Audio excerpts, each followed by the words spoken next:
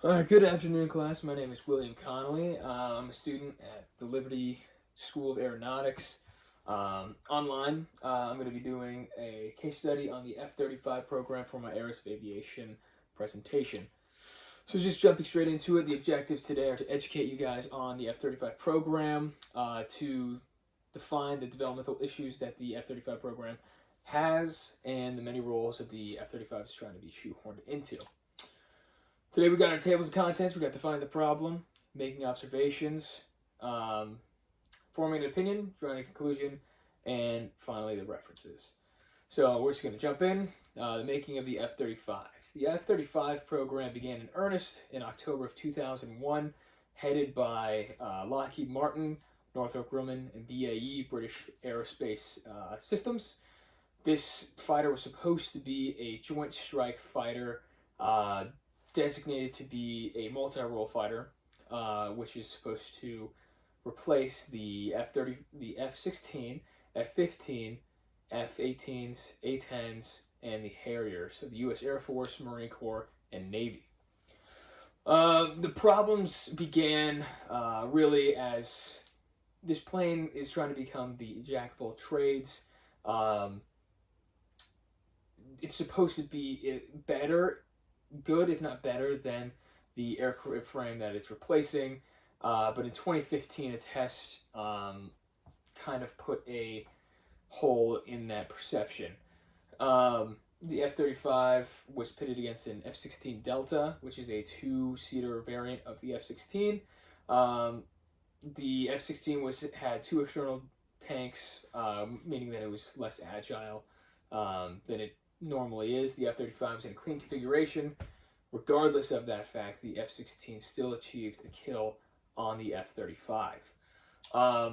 Another problem, despite the inability of the F-35 being able to combat a aircraft 34 years its senior, was the fact that it's trying to be shoehorned into a close air support role.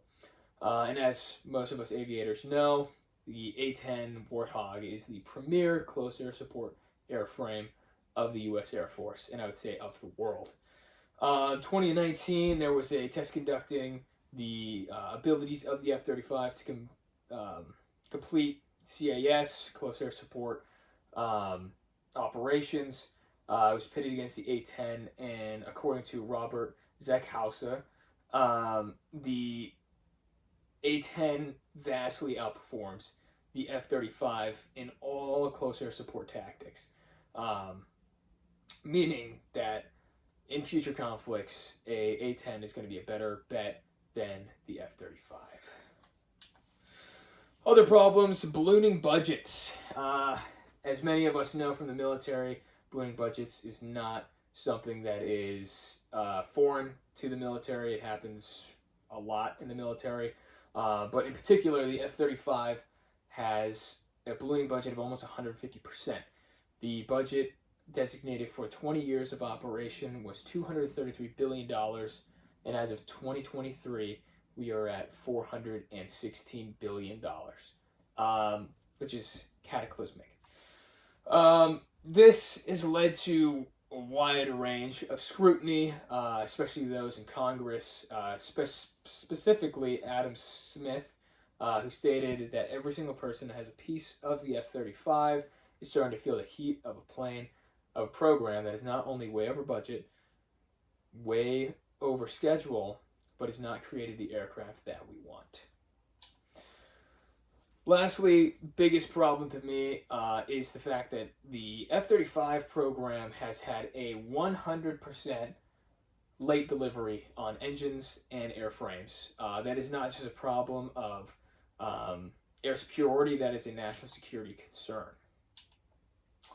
So now that we're done with defining the problem, we're moving on to making observations. Obviously, the observations are ballooning budgets, underperformance, inability to really perform and CAS operations, and the inability to combat an aircraft made in the 70s.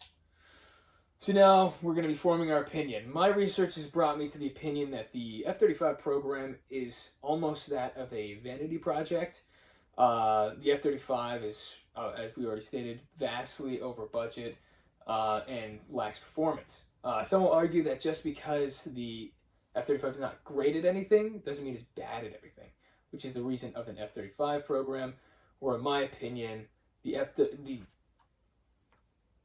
air superiority of the U.S. Air Force should be that of the best, not of good or okay or adequate. Now we're going to be drawing our conclusion. In conclusion, the F-35 has impressive stealth capabilities, is incredibly fast, and in my opinion is a great looking aircraft. But the question persists of why this aircraft was created. We are decades beyond our near-peer adversaries in the air, and it just seems like this was not created out of necessity, but created because we wanted an aircraft to challenge our aircraft. The F-35 program is going to continue to be a blemish on the air superiority of the air forces of the United States if radical change is not done. Thank you guys so much, and